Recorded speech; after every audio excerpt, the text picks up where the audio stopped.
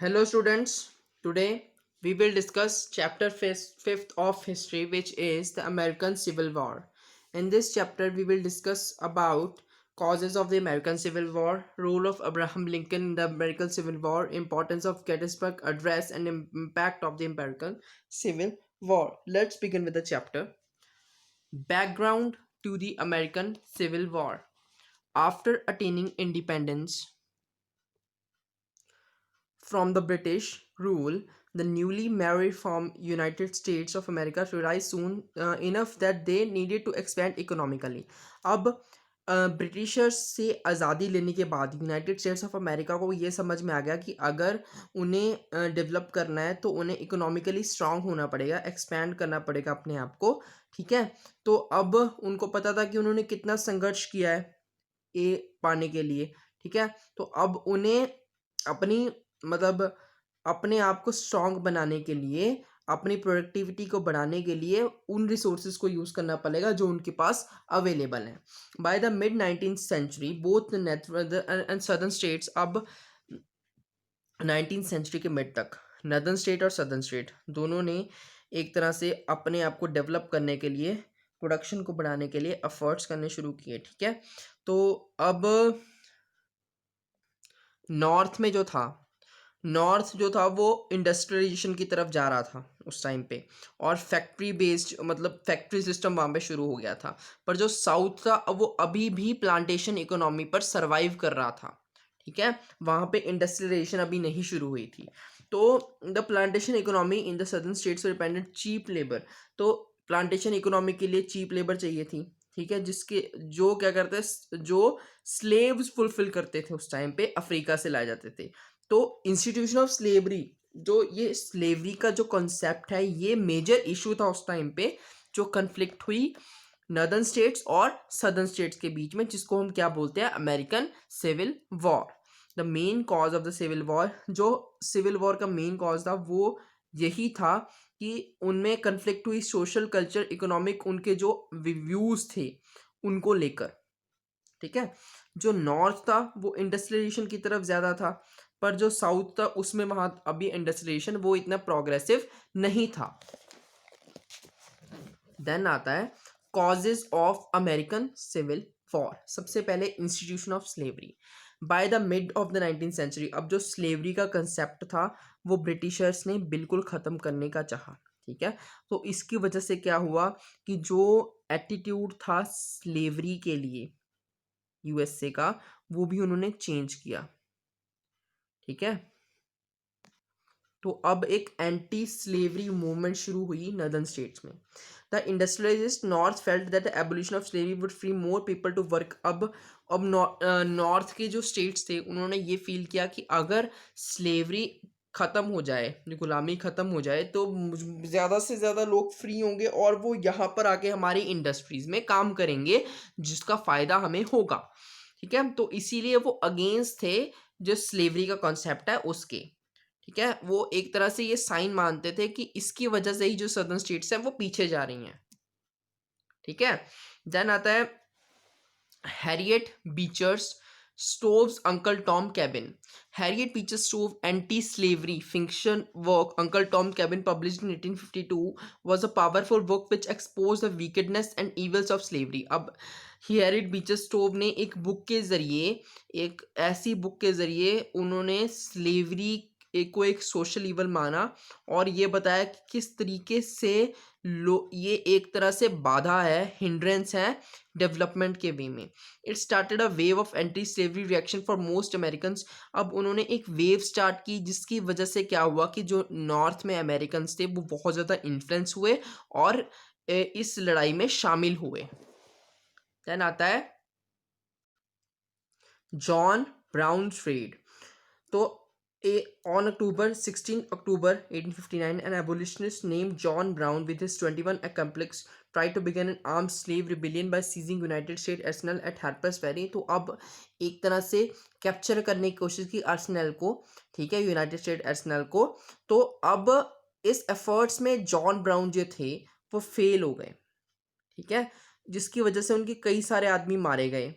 ठीक है, उनको कैप्चर कर लिया गया और उनको हैंग कर दिया गया, लटका दिया गया। तो जो नदर्न स्टेट्स थी उन्होंने उनको शहीद माना, पर जो वाइट जो सदर्न स्टेट्स के लोग थे उन्होंने एक तरह से इसको अटेम्प्ट देखा कि नॉर्थ नदर्न स्टेट्स हैं जो वो स्लेव रिवॉर्ड मतलब हमारी स्लेवरी को अटैक कर रहे हैं, जो स्लेव सिस्टम है उसको अटैक कर रहे हैं। देन आता है appointment of Lincoln as president of the USA.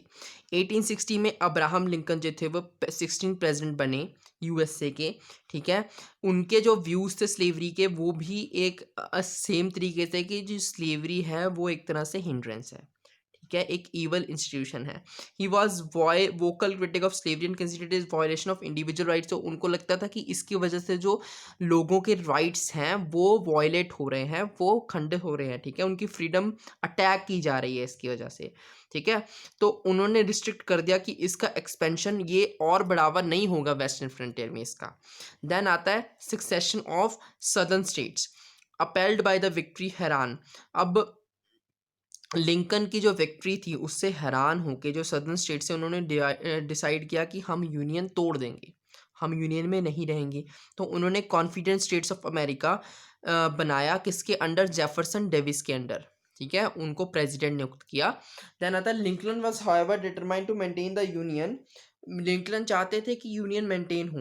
On 12 April 1861 the first shots of war were fired marking the beginning of April 1861 में कुछ ऐसा हुआ जिसकी वजह से जो एक तरह से अमेरिकन सिविल वॉर थी वो स्टार्ट हो गई। देन आता है Abraham Lincoln in the American civil war.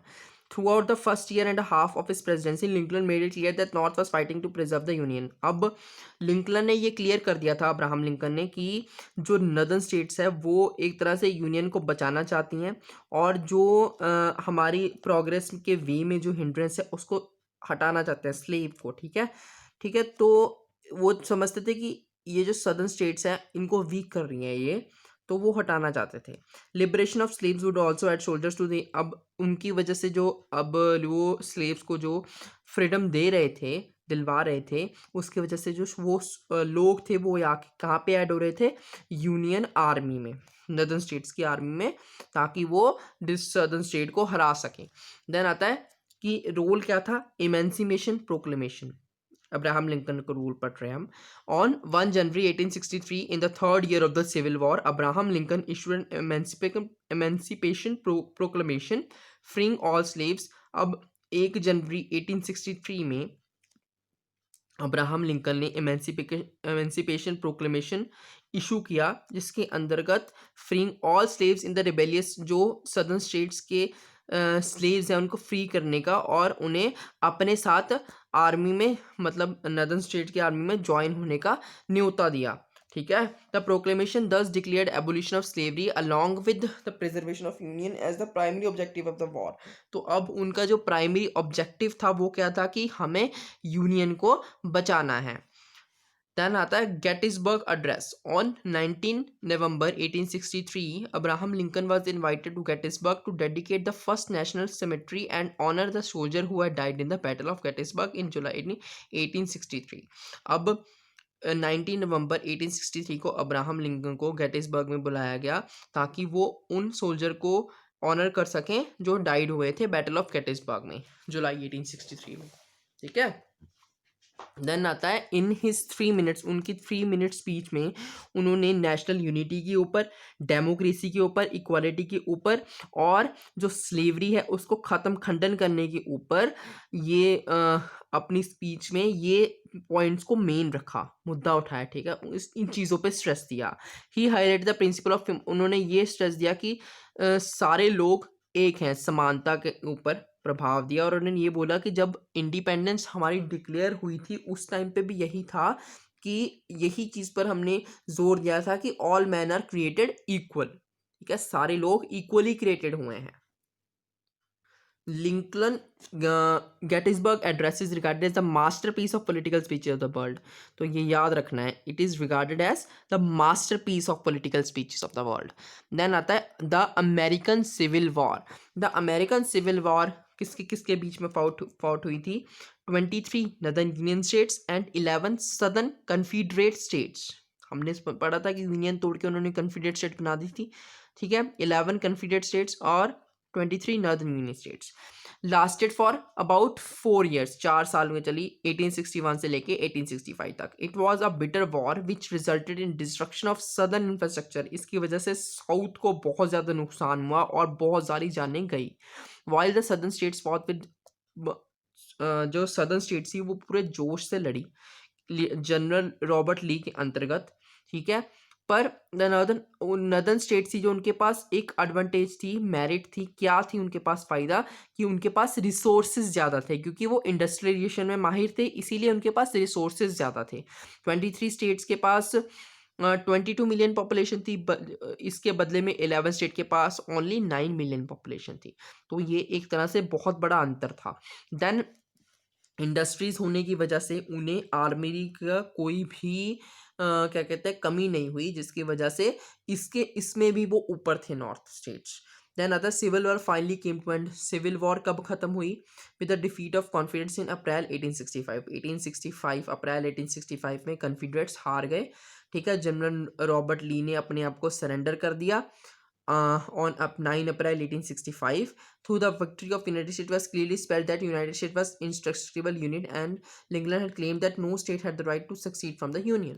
तो अब इससे पता लग गया कि जो यूनाइटेड स्टेट है वो अनडिस्ट्रक्टिबल फोर्स है, और इंग्लैंड ने ये बोल दिया कि अब कोई भी स्टेट अपनी मर्जी से यूनियन को नहीं तोड़ सकती, ठीक है। किसी को ये राइट नहीं होगा।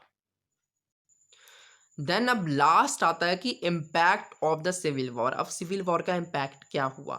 The American union was preserved. अब जो अमेरिकन यूनियन थी वो बच गई, ठीक है।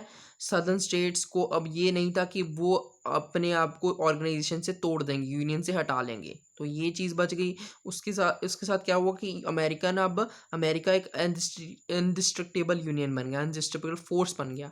And with the emancipation proclamation of 1863 slavery was formally abolished. अब इस प्रोक्लेमेशन की वजह से, इमेंसिपेशन प्रोक्लेमेशन की वजह से जो स्लेवरी थी वो पूरी तरह से ख़त्म हो गई। देन पोस्ट अब सिविल वॉर के बाद एक रिकंस्ट्रक्शन प्लान बनाया गया कि अमेरिका को हमें दोबारा से बहुत अच्छा बनाना है, जो सदर्न साउथ स्टेट में जो डिस्ट्रक्शन हुई थी उसको भी ठीक करना है अच्छी तरह से। So thank you students for today.